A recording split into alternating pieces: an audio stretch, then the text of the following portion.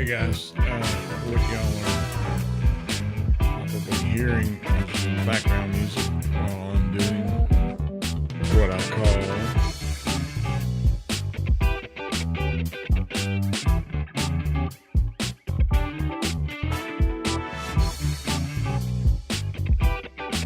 music. It's crazy loud right now. This is what I call the pre-show, which I've never done before, and just thought I'd come on a few minutes early. It's about 5:15, and as we go live at 5, yeah, that's what we call it. And anyway, I'm just trying to get on my controls here, and a couple people have asked me what I was referring to in the show open video, pre-recorded video, where I talk about being almost suspended, very, very close to graduation.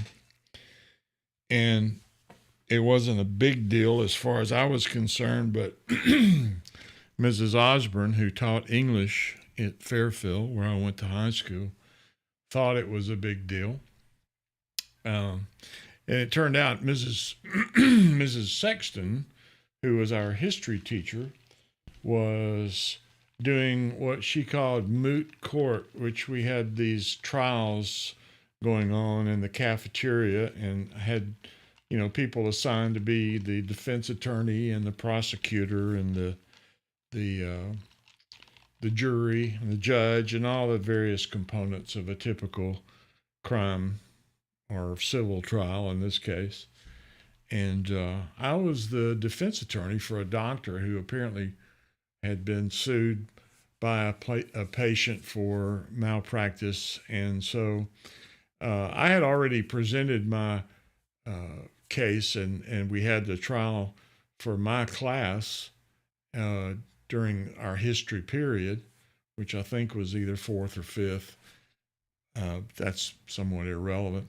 Anyway, Ronnie Albright was the defense attorney for a different class. And so Ronnie was a smart guy, and I wanted to hear him in his presentation. So in lieu of going to English class for Ms. Osborne, I went to the auditorium at the high school and sat through the trial with Ronnie defending his to see, what his take was on it and what his presentation was.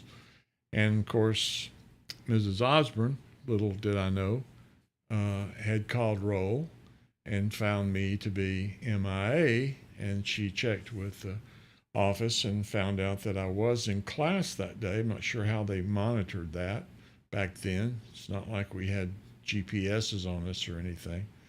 Anyway, she found out that I had not been in class, and she actually came and found me in the auditorium and told me that I had cut her class and that she was going to have me suspended for doing that. And so, needless to say, I panicked because it wasn't like I was going to McDonald's or getting in the car and looking for trouble or making out with my date or whatever. It was just I was in another class watching this mock trial go on. And so I remember very specifically here, that's what Senior Moments is all about, things I can remember a long time ago and yet can't remember where my car keys are right now.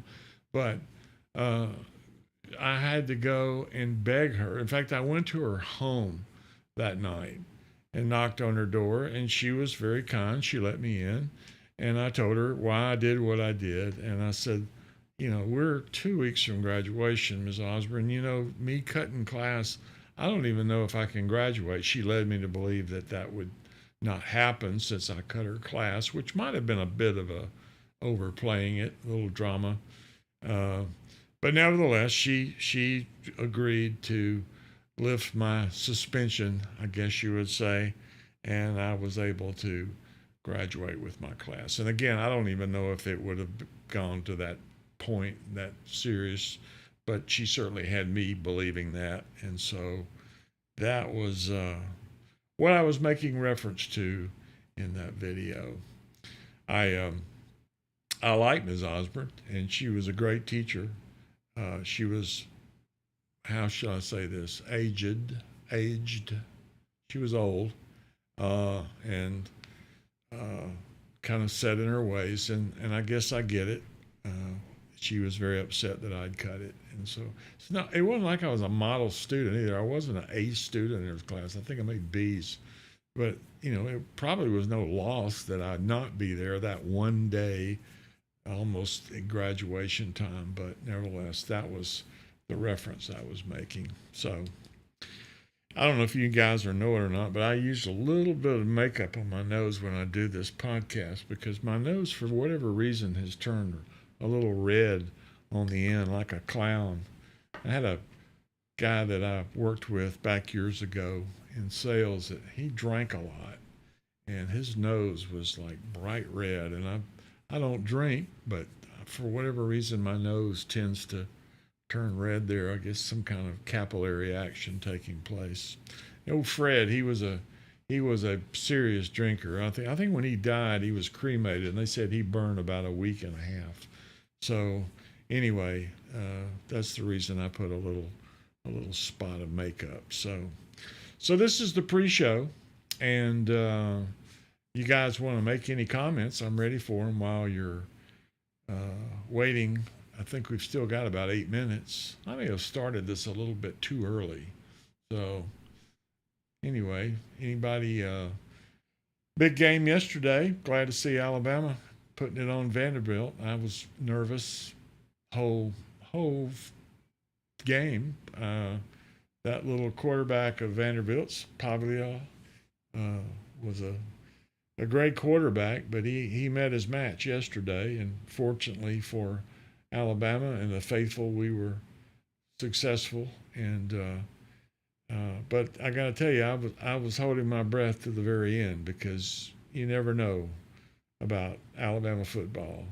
There's an old expression in football that says, "On any given day, anything can happen." And when Alabama's playing, it seems like in years past, in any given moment, something can happen that perhaps is not to your liking. And yesterday was certainly no exception. Auburn was off yesterday, so they didn't lose. Okay, I'm an Alabama fan. What can I tell you? UAB got beat by the Army. I mean, they were like, I'm not even going to go there.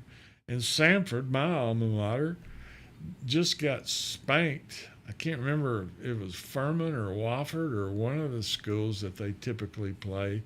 And Samford, like, I think is 0-5 this year. So I was incredibly shocked that they have not done any better than what they have. So anyway, that was the scores for yesterday's game without having any scores. I'm not real good. Like I said, short-term memory. I don't even remember what the score of the Alabama game was, but I know we won. So that was the important part. So, well, this is the pre-show, and I'm just kind of babbling, waiting for the clock to come up on 5 o'clock. So, again, encourage your comments. A lot of people don't realize it, but the algorithms for YouTube and Facebook really help us podcasters kind of stay in the foreground of your searches when you hit that like button and subscribe. And so I would encourage you to do that. I had a friend of mine, I say a friend, he's an acquaintance. He actually teaches history at the University of Alabama. And I met him for the first time Friday night. He is actually one of the commentators for the Homewood High School football games. And I introduced myself. My grandson plays at Homewood. And told him that I was also a history major at Samford. And we had a nice little chat. But I told him, I said, I enjoy your post-game podcast too. And he said, yeah, I enjoy your podcast as well. And I said, wow, you listen to my podcast? And he said, yeah, I do. And I thought, wow, that makes two of you now, I think, listening. So I'm just kidding. I appreciate all of you that tune in, whether you're watching it live or whether you're watching it on the replay. So it's kind of a labor of love. I don't know.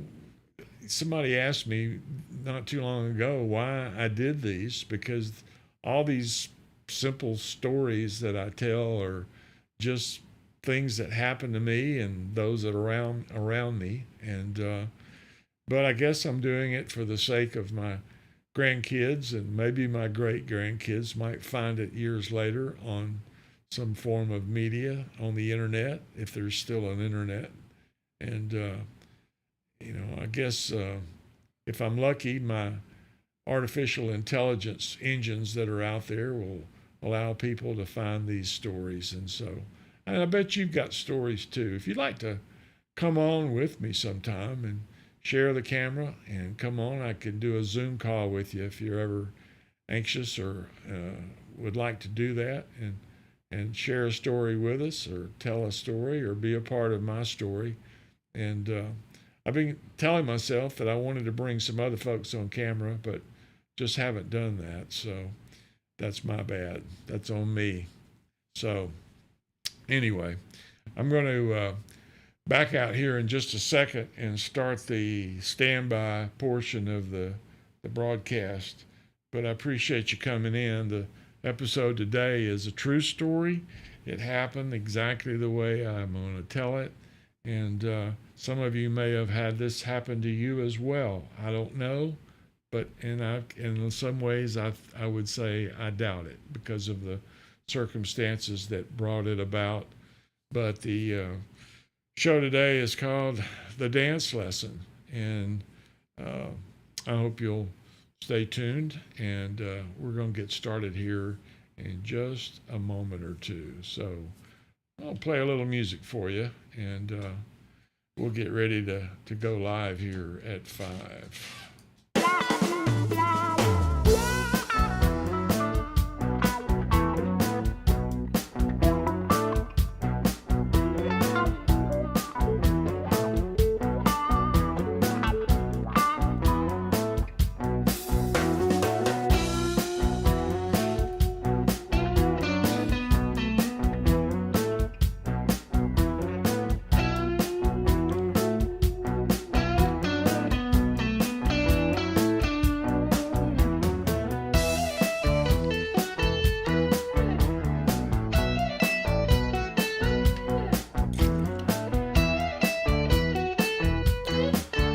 Realize this mic was hot, and I'm sitting here crunching ice, so I hope that doesn't bother you.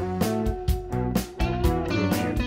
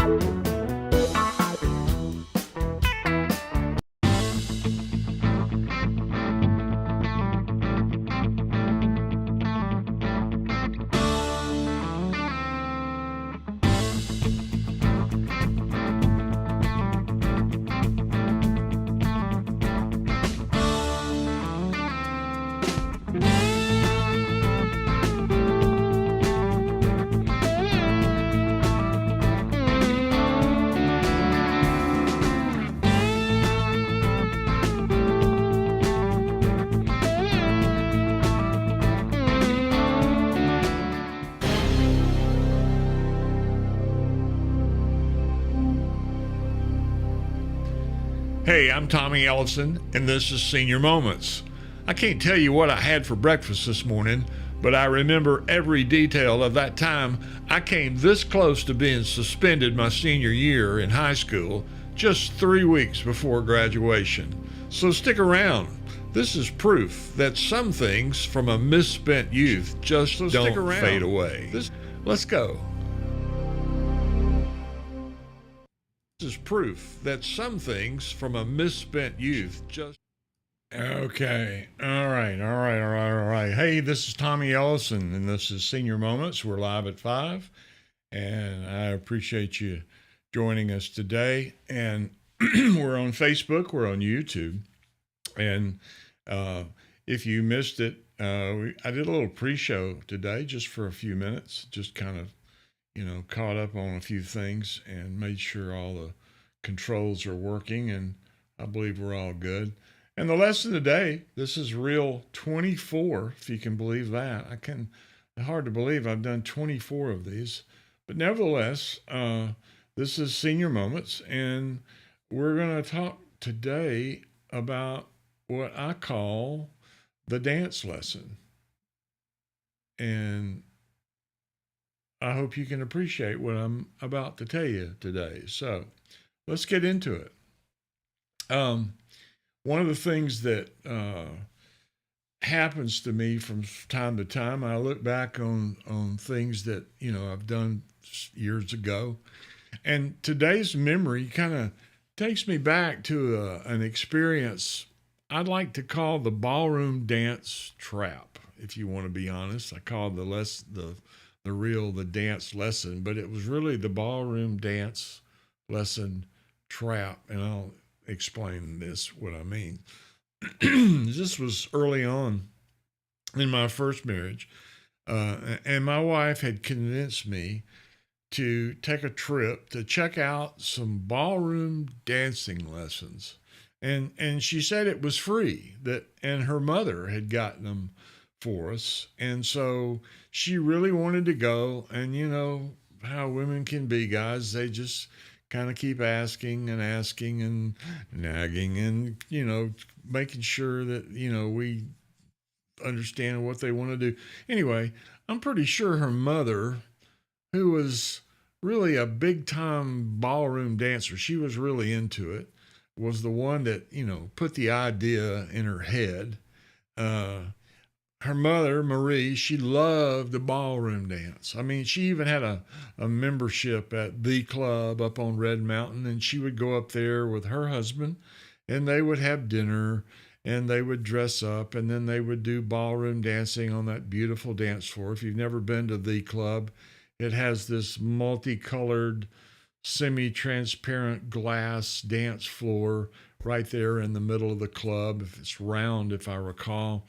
And in fact, a lot of people don't know this, but the producer of the movie Saturday Night Fever was actually having dinner with some people at the club, saw that dance floor, and decided that when he did the movie, he wanted to have a dance floor like that for, what was his name? John Travolta.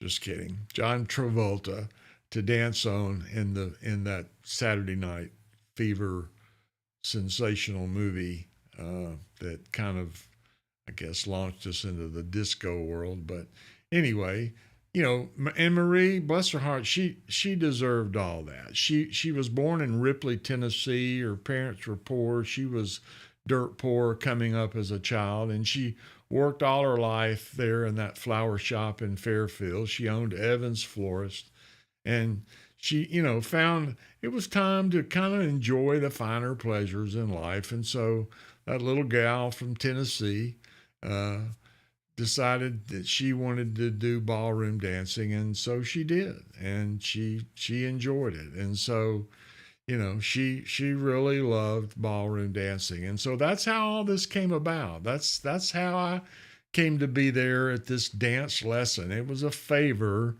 for my mother-in-law.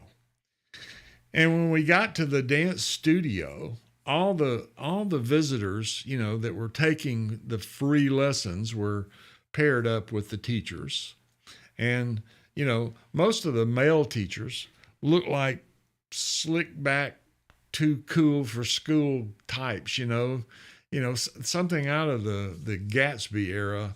Think 1920 jazz age charm meets used car salesman energy. That was kind of what they reminded me of. Their hair was greased up, and so it kind of defied gravity. Could shake it and it would, no. Anyway, tuxedos, with just a little too much swagger and a dance floor strut that, kind of said, I've practiced this pose in the mirror 100 times.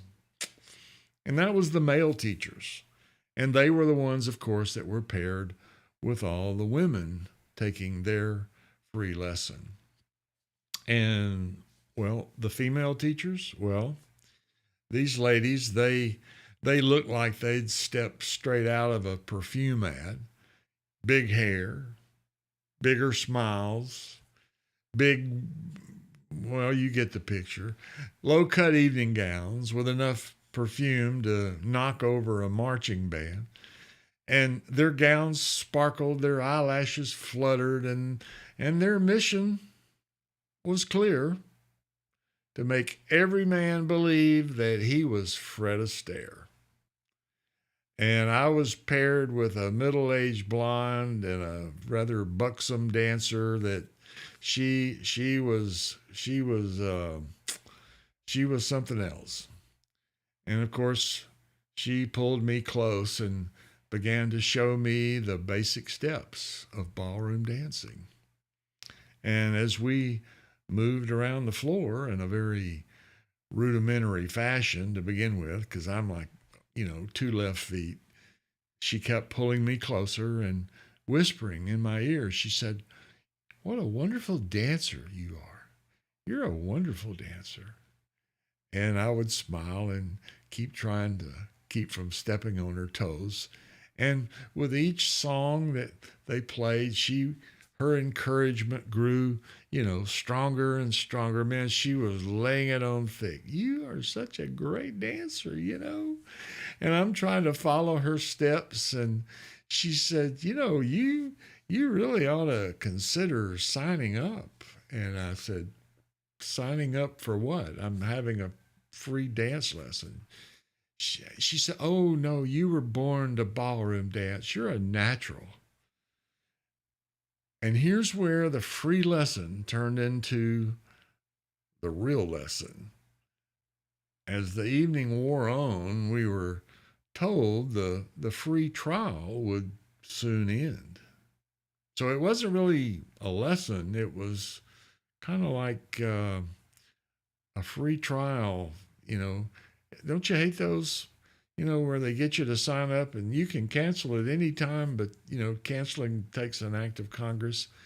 And if we wanted to keep going, and learn more and be suave and sophisticated, debonair, and be a great ballroom dancer, we needed to buy a package of like 10 lessons or maybe 20 lessons or even 30 if we want to, at some exorbitant price that they didn't even want to talk about at that moment for fear that we would maybe walk out. But it was all part of the scam, coaxing us, fawning over us, softening us up so we'd hand over the credit card. And when I finally told her I wasn't really interested in, paying anyone to teach me to dance, well, she was like Lot's life. She just turned cold like a pillar of salt. I mean, I was doing my best to make it through disco, much less ballroom dancing. And, so I really wasn't interested in taking ballroom dancing. And all of a sudden, now at the end of this song, and this is how it happened. We were in the middle of one of the songs that we were dancing to, and she said, you really should consider taking lessons." And I said, "Well, I'm really sorry to tell you this, but I'm not really interested." And suddenly, I was at arm's length from her.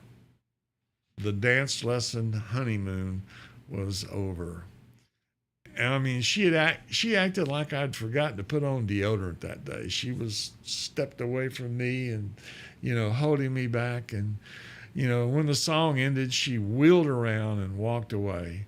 And she never spoke to me. In fact, she never even looked my way again.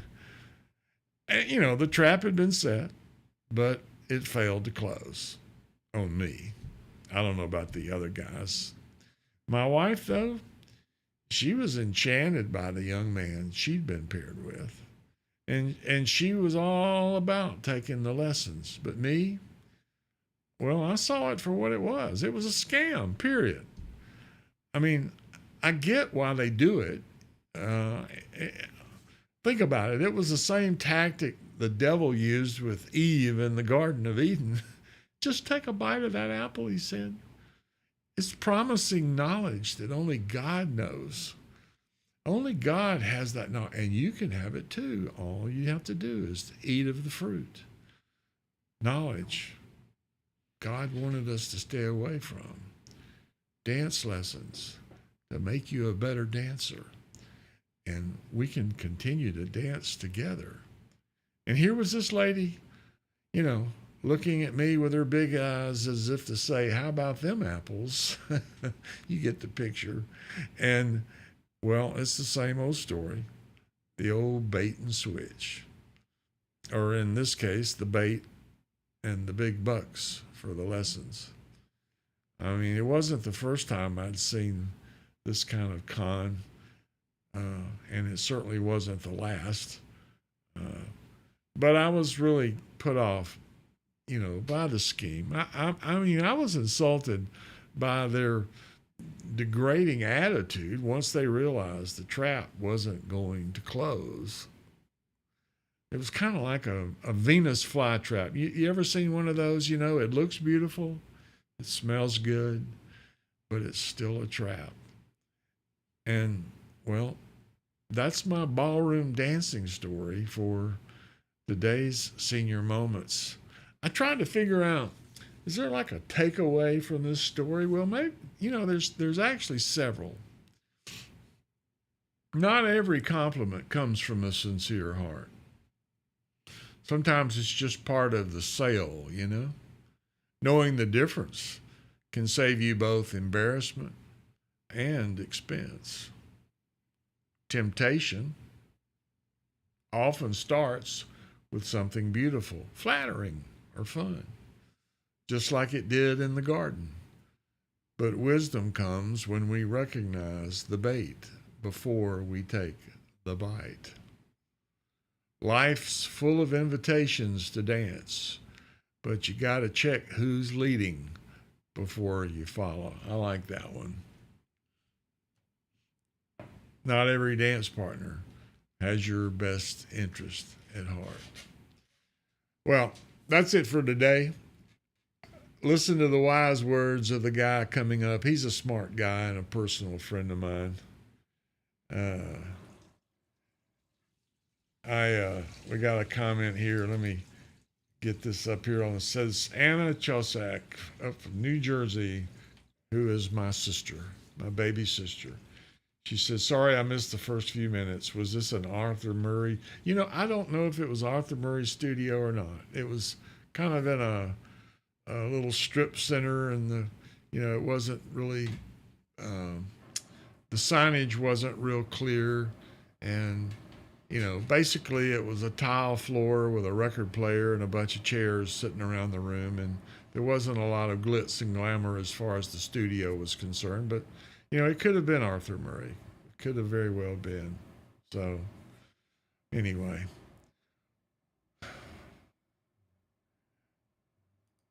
There's Pierre, my friend from Fairfield. He says, knowing the difference. Yeah, that is the key. You've got to know the difference. There's a lot of scams out there, really. I mean, if you think about it, I got involved one just recently. There was a guy that was posing to be a guitar company, and I was kind of interested. And he had a great price on a bunch of guitars, and I thought, well, I've been trying to I gave my sister, Anna, the one we just saw her message, I gave her the guitar I had, which was a good one, and I almost got conned on that guitar deal. So anyway, I won't go into all those details, but yeah, knowing the difference is the key. That's for sure. So, well, guys, it's been fun. I appreciate you tuning in. Hope you enjoy the story today. Senior Moments will be back next Sunday night, live at 5, and I hope you'll join me. And tell your friends about us. And by the way, this guy coming up, he's a good friend of mine, very handsome, and he's not a very good dancer, but take a listen to what he has to say and do what he says, would you? I would appreciate it. See you. Well, hey, thanks for spending a few minutes with me on Senior Moments.